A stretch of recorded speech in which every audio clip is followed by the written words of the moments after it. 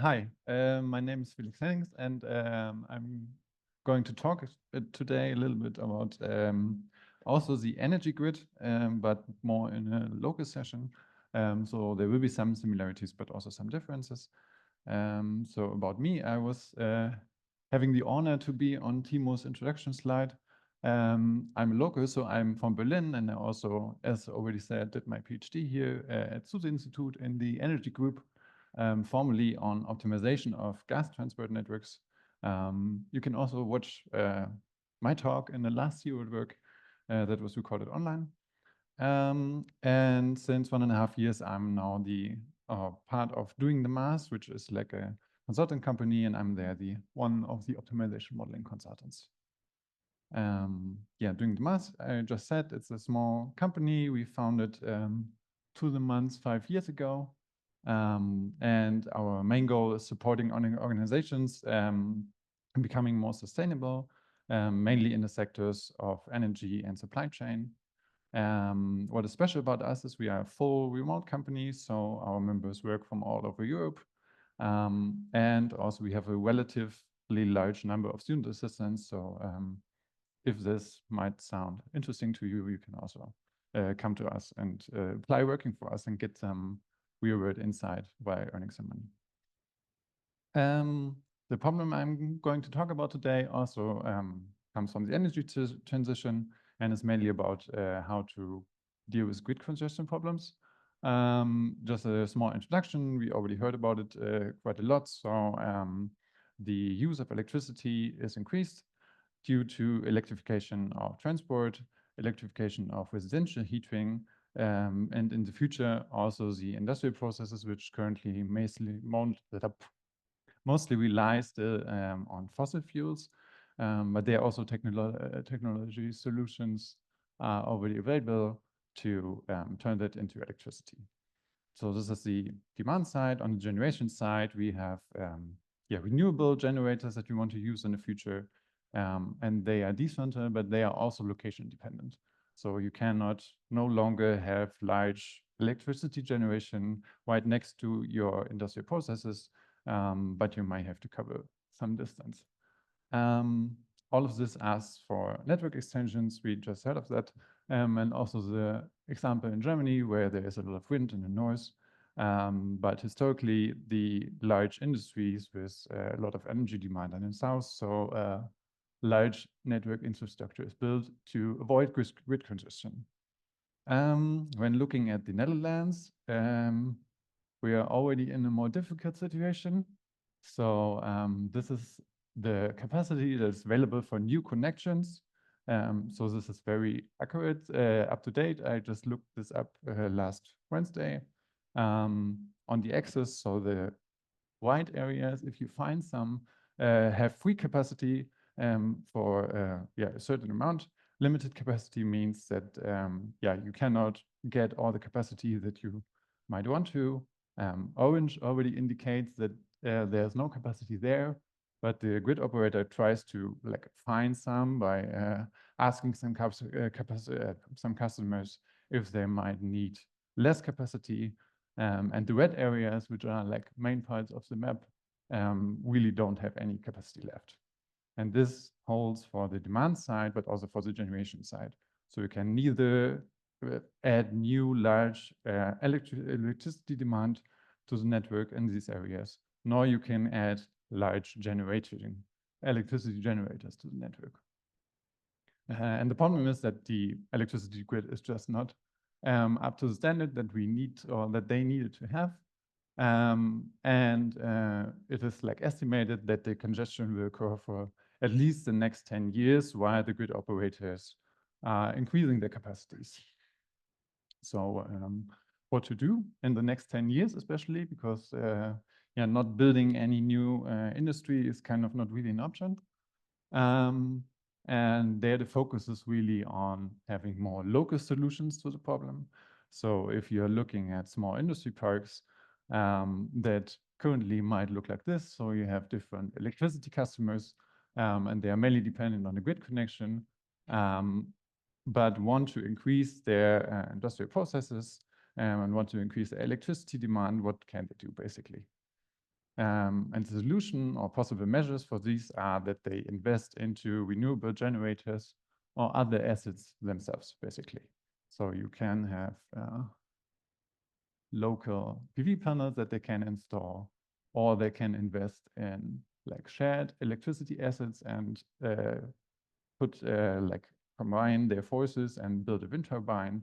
Or what is also possible is that they kind of combine in a so-called collective, and then their demand, which is not the same for each company, levels out a bit, and they need less electricity, or like a smaller combined contract than the sum of the contracts of all the single companies.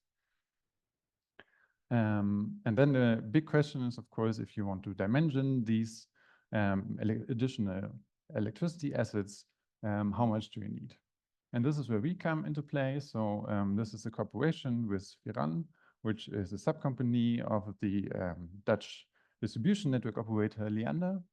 And they roll out these energy hubs and contacted us to get answers to like the key questions here. So which assets should we install? Is there enough demand for a wind turbine? How large should these assets be? So for solar panels, they are kind of flexible, so you can really invest in the amount of solar panels that you need for the future. And then also on the contractual side, how large are the contracts that we need, especially also for these collective capacity contracts. We modeled this as a optimization problem, and just giving you the basics, so there will be no equations on my slides, unfortunately. We have a linear power flow model where we simply model the losses as percentile, as percent losses here, basically.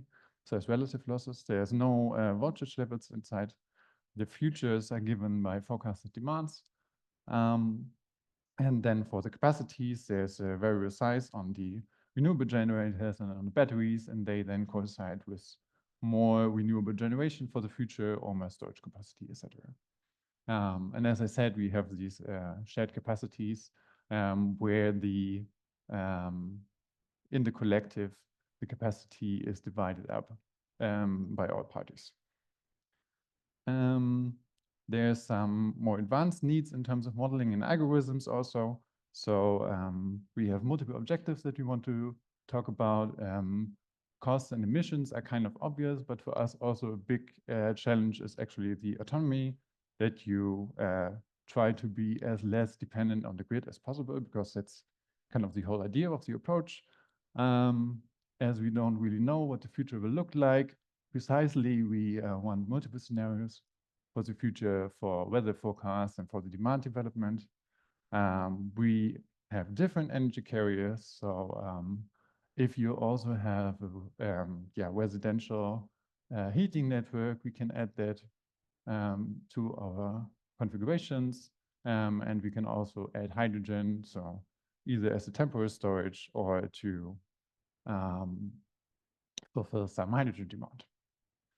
And then in the end, since we have like all these different kind of energy assets, some of them have also nonlinear behavior. So for example, if you have a fuel cell for generating electricity from hydrogen, the efficiency that the fuel cell is operating at actually depends on the current power that you are outputting. So this needs to be taken into account and leads to more complicated models.